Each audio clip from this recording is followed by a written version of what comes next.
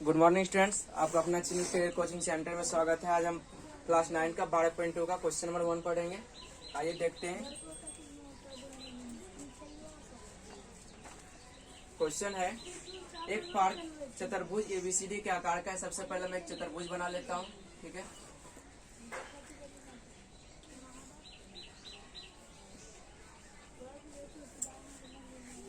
चलिए मान लेते हैं ए बी सी डी, ठीक है। जिसमें कोण सी बराबर 90 डिग्री दिया है, इसलिए इसमें एक हम राइट एंगल के खींचेंगे, तो इसलिए इसके बीच एक परपेंडिकुलर हम कर्ण खींच लिए, विकर्ण जिसको बोलते हैं। चलिए ठीक है, 90 डिग्री, ये 90 डिग्री का वैल्यू दिया, संपूर्ण दिखा दिए, ठीक है।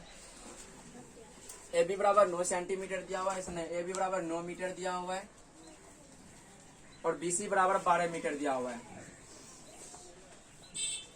सी डी बराबर 5 मीटर दिया हुआ है, ए डी बराबर 8 मीटर दिया हुआ है। इस पार्क का कितना क्षेत्रफल है, तो इस पार्क का हमें क्षेत्रफल निकालना है। पार्क तो हमारा ये पूरा हुआ ए बी सी डी, ये पार्क है।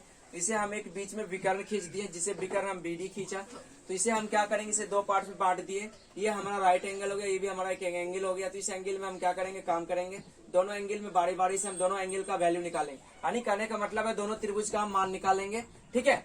एक समकोण त्रिभुज का मान निकालेंगे, फिर विषम त्रिभुज के दोनों त्रिभुज का अलग अलग से मान निकाल के इस भाग का वैल्यू निकालेंगे, फिर इस भाग का वैल्यू निकालेंगे।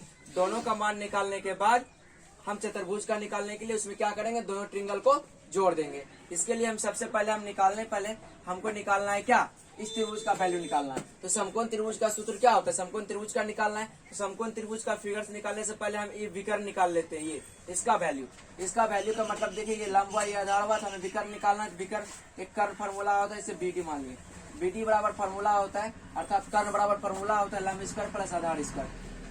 तो डीसी का स्क्वायर प्लस बीसी का स्क्वायर। तो बीसी का स्क्वायर हमारा क्या है, 5 सेंटीमीटर, 5 का स्क्वायर 5 मीटर प्लस बीसी क्या है, 12 का स्क्वायर। तो 5 का स्क्वायर कितना हुआ 25, और 12 का स्क्वायर 144। बराबर जब जोड़े तो कितना होगा 169, और 169 का स्क्वायर रूट निकाल लेंगे तो आएगा 13, क्या हो गया 13 मीटर। तो ये भुजा का क्या निकल गया, 13 मीटर निकल गया। अब हमें क्या करना है, अब हम सबसे पहले समकोण त्रिभुज का क्या है, हम काम किसमें किए, ठीक है ना, बीडी निकाल लिए। त्रिभुज टी सी बी का क्षेत्रफल, त्रिभुज डीसीबी का जो हम क्षेत्रफल निकालेंगे तो इसका फॉर्मूला होता है 1/2 गुना आधार। बेस हमारा क्या है बीसी, और लंब हमारा क्या है डीसी या सीडी जो भी बोलते हैं, ठीक है। तो 1/2 बीसी हमारा क्या है 12, और डीसी हमारा क्या है 5, काटेंगे 6 बार, इकहत्तर निकल गया 30 मीटर क्या हो गया इसका, ठीक है। एरिया है, आइए देखते हैं।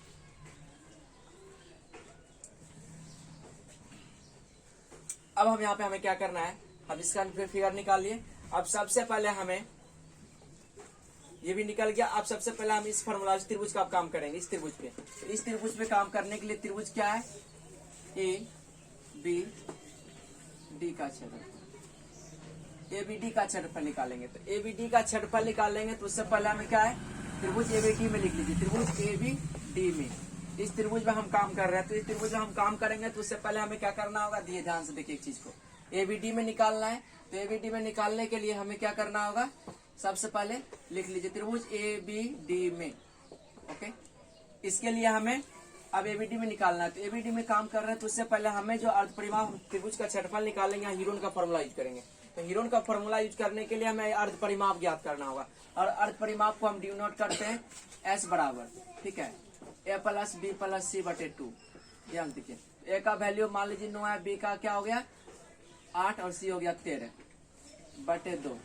इसको जोड़ेंगे तो हो गया 30 बटे 2, 2 से काटे 15, तो बराबर ये 15 मीटर निकल गया अर्ध परिमाप, ठीक है। अब जो हमें निकालना है हीरोन के सूत्र से,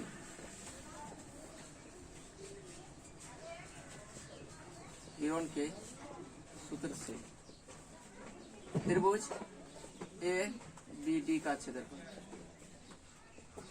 root under S into S minus A into S minus B into S minus C, ठीक है। एस का वैल्यू 15 15 घटा 9, 15 घटा 8, 15 घटा 13। अब इसको माइनस कीजिए, घटाइए 15 इंटू, यहाँ नहीं कुछ तो ब्रैकेट के बीच क्या इंटू है दोनों डाटा के बीच।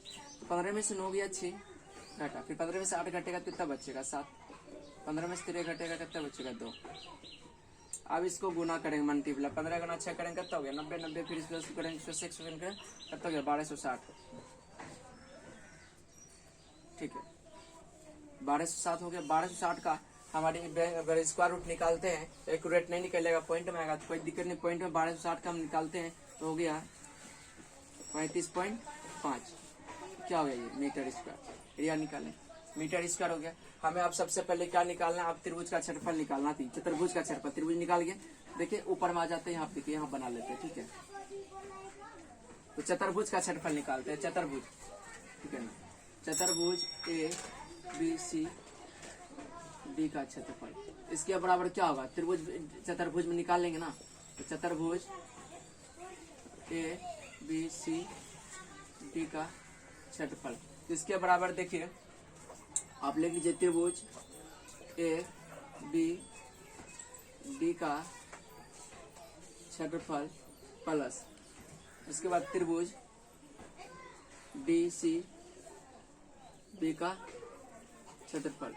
देखिए त्रिभुज ए बी डी, त्रिभुज हमारा जो ए बी डी का क्षेत्रफल निकाले हैं कितना निकला 35.5 मीटर, इसको बाद में लिखा गया प्लस। और त्रिभुज डीसीबी का क्षेत्रफल, त्रिभुज डीसीबी का क्षेत्रफल क्या है, देखिए त्रिभुज डीसीबी का क्षेत्रफल 30 मीटर निकाले 30, इसको जब जोड़ेंगे कितना हो गया 65.5 मीटर। क्या एरिया निकाले स्क्वायर। ठीक है डन।